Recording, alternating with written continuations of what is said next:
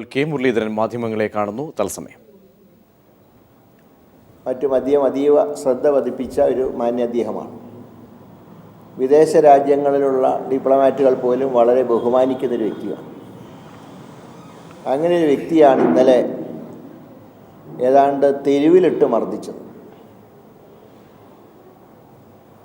ആ മർദ്ദിക്കാനുള്ള കാരണം എന്ന് പറയുന്നത് ഇൻ്റർനാഷണൽ കോൺഫറൻസിൽ അദ്ദേഹം പങ്കെടുക്കാൻ പോയി എന്നുള്ള ഒറ്റ കാരണം കൊണ്ടാണ്.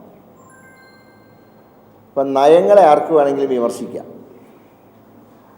ഒരു ഗവൺമെൻറ്റിൻ്റെ ഏത് നയത്തിനെയും വിമർശിക്കാൻ പ്രതിപക്ഷത്തിന് സ്വാതന്ത്ര്യമുണ്ട്.